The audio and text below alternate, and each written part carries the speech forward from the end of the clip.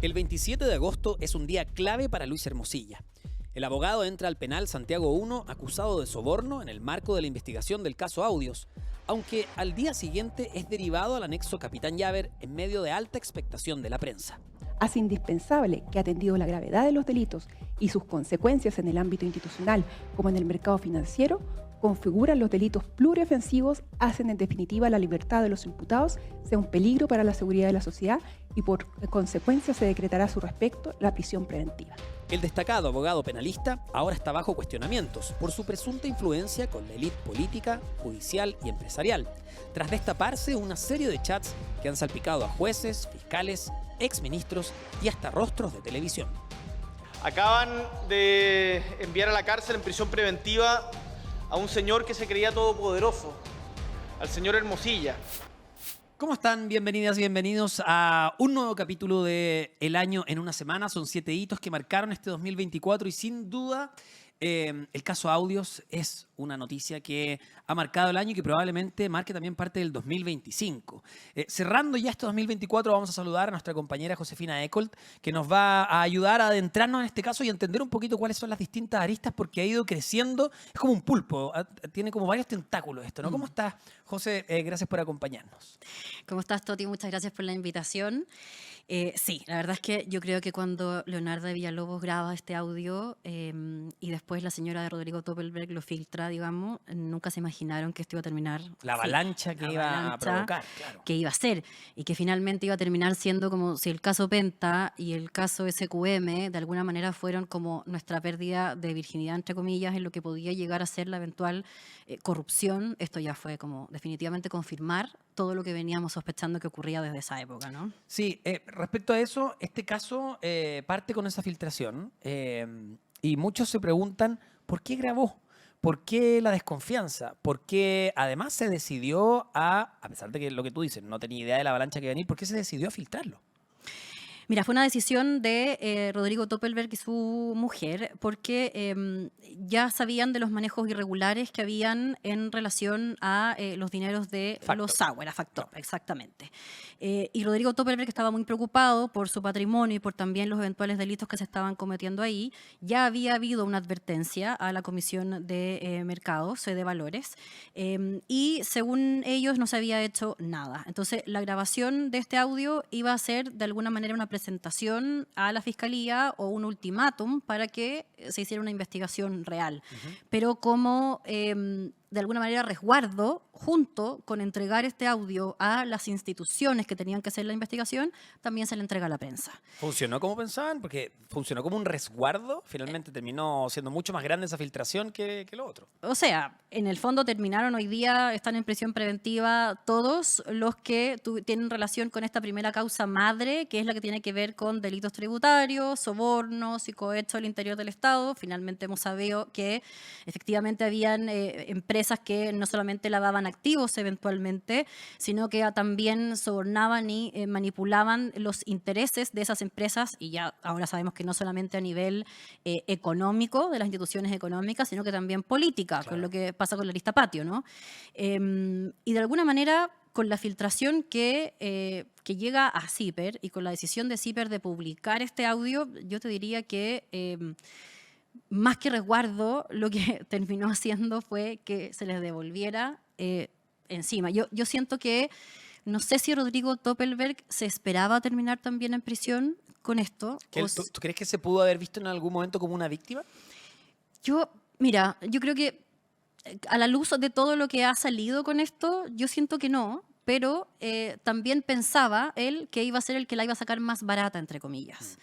Y su necesidad por resguardar el patrimonio o su patrimonio y no verse envuelto en algo todavía más grave que esto, lo llevó a decir, bueno, quizás si este es el costo que debo pagar, ya, lo hacemos. Pero es interesante lo que dices tú, José, porque tiene que ver con dos cosas. Uno, el resguardo del patrimonio, importante, por supuesto, pero cuando uno pone la balanza entre el resguardo del patrimonio y la destrucción de la imagen pública, claro, lo segundo pesa bastante. O sea, lo que pasa es que él pensaba, yo creo que él nunca pensó, y de hecho, acuérdate que él logra en una apelación salir de la prisión preventiva y después vuelve. Entonces, claro, tal vez la evaluación que él hace con Leonardo Villalobos es, tú nunca no vayas a caer en prisión preventiva porque vas a tener además los atenuantes de haber colaborado con la justicia, de estar entregando este audio, ¿cachai? O sea, en el fondo él también pensó que esas atenuantes iban a pesar a la hora de que él hizo de alguna manera la denuncia y que ellos habían advertido ante esas instituciones para que se hicieran estas investigaciones que ellos decían no habían hecho las comisiones encargadas por parte del Estado de investigar los manejos de las platas por parte de los Sauer, de Factopa en definitiva. Pero claro, era socio de la empresa. Sí. Entonces, ahí, nada, yo creo que en el fondo no se esperó que esto iba a pasar.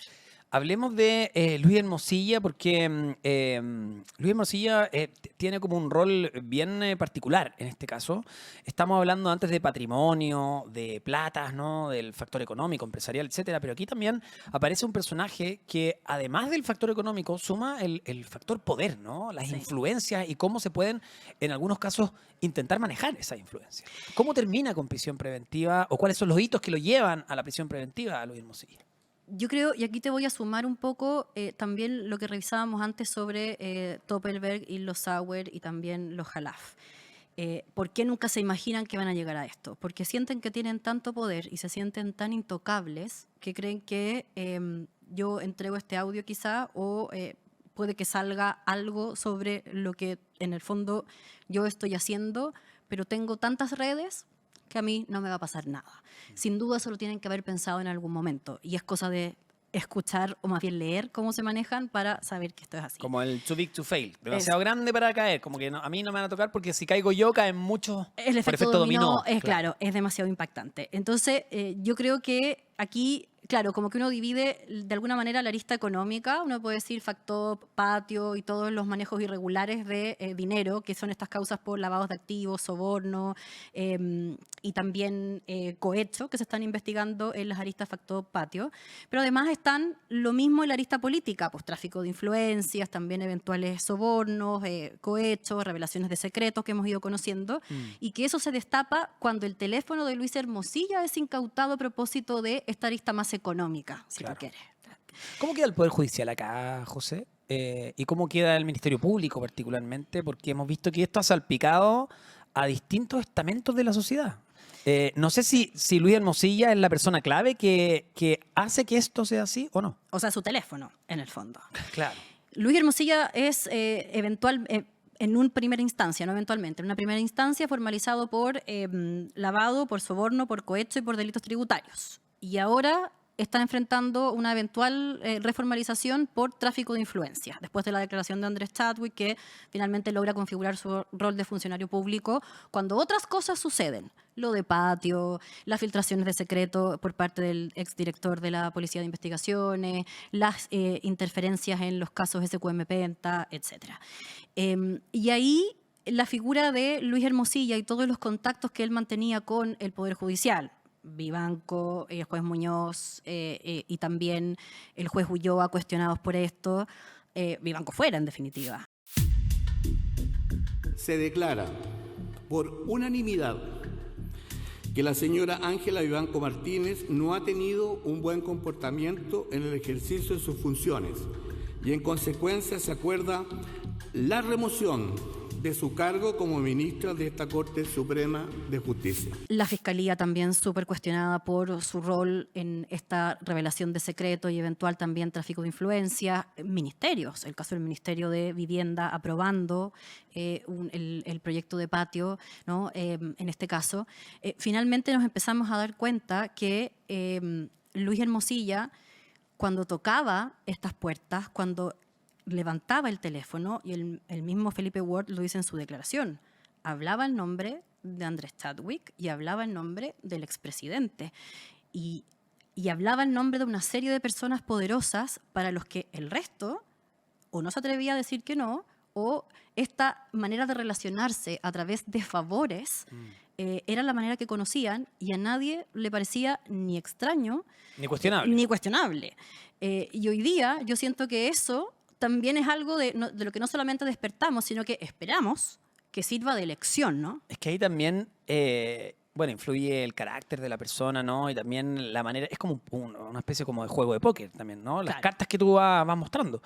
Y es bien impresionante porque no todos tendrían la tupé, no digo la astucia, ¿no? Pero también el atrevimiento, si se quiere, el arrojo, de utilizar tales nombres a tu favor. Porque uno puede tener un amigo, pero cuando hablas de un presidente o de un ministro del Interior, estamos hablando de otro tipo de nombre, otro tipo de cargos. Son probablemente los dos cargos más importantes, o dentro de los cargos más importantes del país, el del presidente, por cierto, digamos.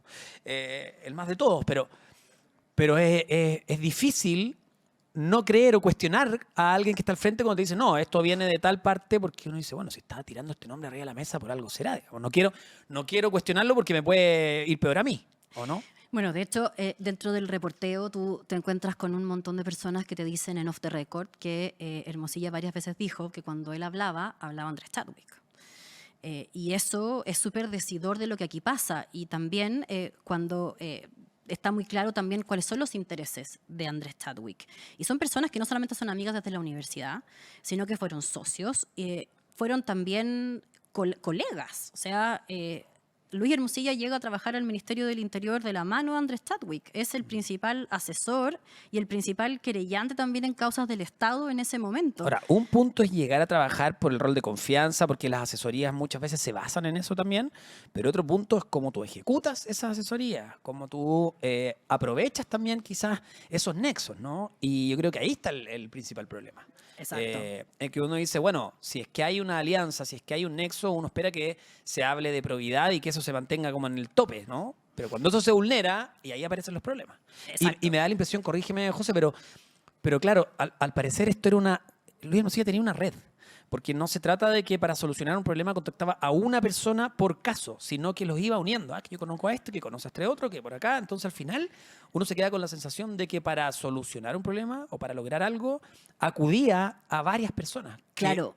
Que aparecen en varios estamentos políticos. Digamos. Y te puedo ofrecer esto y podemos llamar a tal persona. Y eso, para nosotros, es súper claro en los WhatsApp de la fiscal Parra, por ejemplo. Y en esos WhatsApp también yo creo que es súper importante detenerse porque también tiene mucha relación con lo que tú me preguntabas al inicio, ¿no? Cómo se ve expuesto el Ministerio Público en esto. Yo creo que todo lo que hemos sabido en casos que están judicializados en relación al fiscal, por ejemplo, de Aysén, el fiscal que está suspendido, y también el exfiscal Guerra, que está enfrentando delitos como cohecho, como lavado de activos, como tráfico de influencia, es súper grave. Pero a nosotros nos parece también que lo que ocurre con la fiscal Parra y con el fiscal Valencia también es súper grave, porque si bien puede que todavía no veamos el delito, sí el conflicto de interés es evidente y porque en esos casos queda muy de manifiesto esta red de la que tú hablas. ¿Y el cambio de versiones hace que sea más evidente aún? Porque recordemos que en el caso de la fiscal Parra al principio era, no, le mandé mi currículum. Y a medida que fueron avanzando las semanas, supimos que era bastante más que eso. Claro, y queda muy claro. Y no solamente queda está como nuevas versiones, por no decir como mentiras que vamos tratando de arreglar en el camino, sino que también esta red de la que tú hablas. Yo le mando mi currículum porque sé que me puede conseguir votos. Y después de esos votos, yo sé que puede recurrir a otras personas que me pueden ayudar en otras cosas. Y después hay otras personas que pueden llegar a mí, a las que yo les puedo hacer eventuales favores, como el ex subsecretario Gali, a quien yo le estoy viendo una causa, y que también es una red importante. Entonces, queda muy en evidencia todos los contactos que tenía Luis Hermosilla en distintos estamentos y en distintos lugares que pueden ser, que al irse tejiendo, te dejan de manifiesto el poder. Perdón, en la realidad. Para los que se lo preguntan, José, también hay otra lista interesante, porque uno dice, y no es así como opera cualquier persona en cualquier trabajo, conocer a alguien que le haga un favor, que llegue a otro, que después tú me ayudas, después yo te ayudo, para que a todos nos vaya bien. La diferencia es que estamos hablando de estamentos públicos. Entonces, del Estado. Claro. Exactamente, y en donde existen figuras penales. Claro. O sea, eso se llama tráfico de influencia. Exactamente. Eso se llama conflicto de interés. Cuando tú estás persiguiendo a alguien a quien le debes un favor, ahí por supuesto que tu capacidad de ser imparcial está cuestionada. Anula, claro. Claro. Sí. O sea, y si no se anula, está fuertemente cuestionada. Claro. Está fuertemente cuestionada. O sea, ¿cómo nosotros vamos a confiar en que tú no estás intentando ocultar la real dimensión de tu conflicto de interés? Y por una parte, cómo el imputado, en este caso, no va a dudar de que sea tratado con la justicia que merece o la imparcialidad que merece, por no decir, está siendo especialmente dura, para poder decir que no tiene ningún tipo de conflicto de interés ni que es parcial en mi caso, etcétera. Hace un rato te referiste al teléfono de Luis Hermosilla en particular. Se filtraron chats de distinta índole lamentablemente de índole personal, y digo lamentablemente porque aquí lo que importa es la investigación, ¿no? Sí. Y en ese sentido todos tenemos ciertas garantías. Pero vayamos a eso, a los chats que importan. ¿Qué repercusión crees que va a tener en la investigación este tipo de chats? ¿Se han ido filtrando de a poco, a cuentagotas? Al parecer hay algunos que accedieron a muchos y que eligen o seleccionan el momento para filtrarlo. Pero lo cierto es que cada vez que se filtra el chat aparecen o distintas personas o distintos tipos de tenor de conversación que alarman. Mira, ahí una veces dice, aquí un poco el tenor, o nosotros hemos conocido estas filtraciones que son, abro comillas, constitutivas de delito. Y cuando existe ese carácter, uno puede decir, es evidente de dónde viene la filtración, cuando se le pone inmediatamente el apellido a, son eventualmente constitutivas de delito. Entonces, uno podría decir, nosotros como periodistas, pucha, ojalá pudiésemos tener acceso a todo, porque puede haber cosas que no sean constitutivas de delito, pero sí son antiestéticas, son antiéticas, configuran conflicto de interés, y nos gustaría a nosotros también poder evaluar qué es lo que es publicable a la luz de la información que es socialmente relevante, ¿no? Claro, responsabilidad de los medios de comunicación. O sea, también, sin ir más lejos, lo que nosotros publicamos sobre Parra y sobre Valencia, que por supuesto que la vía por la que lo obtuvimos es secreta, pero que si no lo hubiésemos publicado nosotros o no lo hubiésemos revelado, la Fiscalía tampoco lo hubiese hecho, ¿no? Con esta lógica no da de... abasto tanto nivel de información para seleccionar qué puede ser de interés periodístico o no. Exacto, y era absolutamente de interés periodístico saber que la fiscal que tenía el caso y el fiscal nacional tenían un evidente conflicto de interés en esta causa. Por dónde se ha manejado, hasta dónde nos ha llevado ese eventual conflicto de interés, qué es lo que va a pasar en un futuro con ellos y con la causa, bueno, eso es otra cosa, pero por supuesto que también era información. A eso es a lo que voy, y era información súper relevante. Porfa, ¿me cuentas cómo avanza lo de Dobra Lucic? Ya no queda nada. Todavía nada, pero estamos insistiendo. Insistí con Antonio Ulloa. Espero que mañana volvamos a conversar. Hasta ahora estaba votando por Berríos y Melo. Yo siento que estos WhatsApp o estas conversaciones van a ser súper también reveladoras y son clave en la causa. O sea, finalmente son el medio de prueba más importante que tiene la Fiscalía. A partir de eso se ha levantado secreto bancario, a partir de eso se han incautado otros teléfonos, a partir de eso se han ordenado diligencias, se han contrastado versiones, ¿no? O sea, aparece el WhatsApp y se abre una causa. Entonces uno dice... Entonces, revisémoslos todos. Entonces me dice, chuta, ¿por qué la Fiscalía necesitaba que un medio publicara el WhatsApp si estaban en su poder como para abrir la causa? Es como, yo creo que es bien bizarro, por decirlo. Pero entonces, de en el alguna manera. sentido de estrictamente periodístico, los medios de comunicación pueden ser un gran colaborador de esta causa.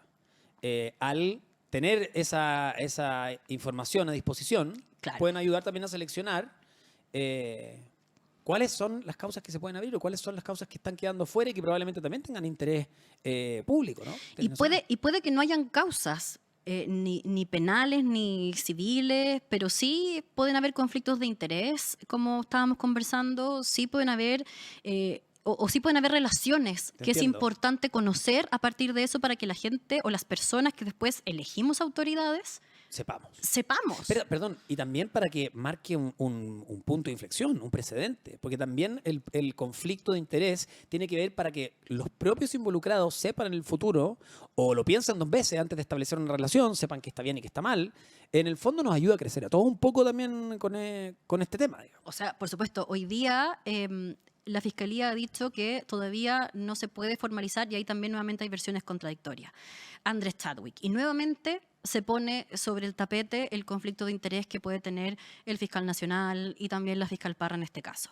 Y aquí un poco la alternativa o la razón que han utilizado es que en el momento en el que se concreta la gestión para darle el vamos al Grupo Patio, ¿no? A este proyecto del Grupo Patio, el ministro Andrés Chadwick no era ministro ya, ¿sí? O sea, no era funcionario público, por lo tanto ahí no habría tráfico de influencias en relación a él. Pero cuando empiezan las gestiones por parte de Férez, que es el lobista de los hermanos Jalaf, sí era ministro. Y la figura de tráfico de influencias no dice que la gestión tiene que concretarse para que esta figura delictual se configure. Y el exministro Ward ha sido súper claro en decir que esas presiones venían desde ahí. Ahora, sería importante, pues por eso te digo, conocemos parcialmente hasta ahora los WhatsApp de Chadwick, que antes no existían, estaban borrados supuestamente, ahora resulta que aparecen de a poco de nuevo, sí se pudieron recuperar con alguna tecnología nueva, en fin, pero No conocemos los WhatsApp del 2018 en que empiezan a surgir las presiones. Entonces sería bueno poder conocerlo, ¿no? ¿Cierto es que había cierta laxitud en ese entonces en este tipo de relaciones, en este tipo de peticiones? Sí, o sea, de hecho, y volvemos a lo inicial, en el minuto en el que se hace esta grabación, se filtra esta grabación y empezamos a conocer esta manera de relacionarse, yo creo que ninguno de los involucrados, y aquí también nos remontamos a Penta, lo sumamos con eso, pensaba que iban a caer. Y aquí, y en Penta y en SQM es un muy buen ejemplo, porque no son solamente personas de un espectro político, es súper transversal ahí. Pensaban que podían llegar a un arreglo, pensaban que si lo hacíamos todos, en el fondo la causa penal se anulaba, y de a poco la opinión pública o la gente ha ido despertando y ha ido mostrando, no nos gusta esta manera de actuar. O sea, el mejor ejemplo de eso es lo que pasó con Marcela Cubillo. Ya no estamos dispuestos a que esto ocurra, ya nos parece que estas personas tienen que estar presas, ya los estamos dejando de alguna manera solos y queremos saber más. O sea, hoy día nos parece que toda esta información tiene que ser conocida, tiene que llegar hasta el final, tenemos que poder hacer estos reportajes. O sea, yo sí. Perdón, y no solo eso, José, también personas que nunca pensaron que iban a estar tras las rejas hoy día están con prisión preventiva. Tanto para los que están cumpliendo esa condena, esa medida cautelar, como para la sociedad. La sociedad también, si te hubieran preguntado antes, probablemente la respuesta rápida de muchos hubiera sido, sí, pero no va a terminar en la cárcel. Esto se va a solucionar de otra manera. Y finalmente estamos viendo que no, que han ido cambiando las cosas en los últimos años. Por supuesto, o sea, yo creo que el común de los mortales lo que más le ha impactado de este caso, y nos parece por eso a nosotros que es tan importante de ir conociendo también esta información, no es necesariamente que, o por supuesto que sí, que una jueza del Poder Judicial cometa un delito a través de su cargo, sino que es que haya personas que tienen la capacidad de llamar a esta jueza para que ella imparta justicia de manera distinta. O sea, yo no sé Justicia para uno, sino para otro. Por supuesto, ¿cachai? Es eso. Es la capacidad de que un ministro o el amigo de un ministro o el amigo de un político pueda llamar a una fiscal y preguntarle en qué va su causa. Y ahí, claro, la excusa de la fiscal o la excusa del equipo de comunicaciones de la fiscal es, pucha, pero es que era una causa por violación súper complicada, había un menor de edad implicado. Claro, pero yo no sé si la señora que está en su casa escuchando ahora este podcast, viéndonos súper atentamente, tiene la capacidad de levantar el teléfono, llamar a la capacidad, a la fiscal regional y preguntarle en qué va su causa. Al contrario, se demoran años en conseguir justicia. Entonces, yo creo que desde ese punto de vista, entender esta red, entender cómo opera el poder, es ojalá que llegue hasta las últimas consecuencias, y en ese sentido el caso Audio ha sido súper revelador. Perdón, y eso lo transforma en un hito del 2024, sin duda. Y del 2025 y del 2026 no hay ninguna duda, porque o sea, marcamos un antes y un después con esto, ¿tú crees? Marcamos un antes y un después. O sea, de partida hemos logrado conocer al 2025 lo que realmente pasó con el caso SQM y Penta. O sea, teníamos una idea, hoy día lo sabemos. Hoy día sabemos que esas causas se enterraron. Y en esa misma línea, yo creo que la figura del fiscal nacional también está muy complicada en relación a su relación con Luis Hermosilla y Andrés Chadwick. ¿Es usted el motor de tráfico de influencias, como dicen algunos diputados oficialistas? No, eso ya creo que está claro que no es así, nunca ha sido así, y por esas expresiones yo me he querellado. ¿Crees que todavía hay muchas más cosas por conocer, incluyendo a las personas que tú estás nombrando, pero otros más también, que se vuelvan a abrir aristas? Porque estamos hablando de decenas de miles de páginas. Entonces, eso requiere mucho tiempo para ir viendo también qué es lo que se va a exponer y qué no. Pero no sé si te pasa a ti, pero a mí no me sorprendería que aparezcan otras personas que no hemos oído antes involucradas, y también que de los que ya están involucrados conozcamos nuevos antecedentes. O sea, a propósito de la misma lista que reveló Juan Pablo Hermosilla en esta conferencia de prensa del 7 de noviembre, que es otro hito en esta causa. A mí me gustaría saber de esos fiscales quiénes tenían la figura de querellantes en las causas cuando Luis Hermosilla era también, en cuáles de esas causas Luis Hermosilla tenía la figura de querellante por parte del Estado. Porque ahí yo podría entender la conversación, ¿cierto? Por ejemplo, causas de violencia rural, puedo entender que en ese marco el converse con el fiscal... El querellante del Estado sea el que pueda conversar con un fiscal. Con el fiscal de la Araucanía, por ejemplo. Caso Bombas, puedo entender que en esa lógica él pueda conversar como querellante por parte del Estado con el fiscal que lleva el caso Bombas. Me cuesta más entender la conversación entre Luis Hermosilla y la fiscal de Valparaíso, que llevaba causas de lesa humanidad en las que habían querellados en el Estado. La figura del ex subsecretario, la figura del ministro de Defensa, la figura del mismo expresidente de la República. Claro, ¿qué están conversando? Exactamente. Y si no están conversando nada que pueda ser reñido con la ley, no hay ningún problema con que sea transparente, entonces. Por eso. Entonces, todo eso quedó ahí. Sabemos que hay más jueces. ¿Qué conversaron esos jueces? Lo mismo, van en la línea de lo que conversó la fiscal, o sea, la ministra Vivanco, o van más bien en la línea de pedirle que reciba un currículum, como es el caso de Ulloa, que recibió el currículum de Parra, y ahí la misma Corte decidió no perseverar en esa solicitud de sacar de su cargo al ministro de la Corte. Entonces, aquí, por eso es que, te digo, tenemos una lista de nombres importantes hasta ahora, que sabemos que están, pero no sabemos qué hay. Y aquí, te reitero, o sea, en el caso de la misma Fiscalía, tenemos un listado importante de fiscales. En términos periodísticos, quedaste con gusto poco cuando se filtran estos nombres de parte de Juan Pablo Hermosilla, hermano y defensor de Luis Hermosilla, porque en el fondo lo que le hace es dar un listado de personas, cargos, y dice, bueno, aquí está, que los medios ahora hagan su trabajo e investiguen. Pero no es mucha la información. Y además es una información que selecciona él, digamos. No. O sea, ahí, por una parte, yo no entendí y me gustaría como que nosotros mismos fuésemos más allá. Independiente de qué parte interesada de la causa es esta. Porque él había dicho que iba a entregar a los cantantes, y estas fueron las palabras que escuchó, ¿no? Y la música que tocaban. Y que era trabajo de la prensa ir en búsqueda de esa información. Pero nosotros sabemos que esa información se obtiene por la vía de las filtraciones. Claro. Entonces aquí hay 3 en este minuto instituciones que pueden filtrar esa información. No es que nosotros podamos ir a tocar la puerta y pedir por ley de transparencia. Claro, me pasa todo los chats, claro. No. Entonces aquí hay, y en ese sentido hay claramente una utilización comunicacional y política de estos WhatsApp. No hay que ser muy inteligente para darse cuenta. Intuye qué medios también pueden tener acceso a esto, porque son los que más publican, los que también tienen acceso a este tipo de cosas, y evidentemente están todos los medios tras la búsqueda de una pequeña filtración para ver si es que en ese espacio se abre una beta, digamos. Claro, y uno también puede ver las filtraciones, puede también intuir por dónde vienen o con qué interés vienen, por lo que implican, ¿no? O sea, por qué es lo que desatan.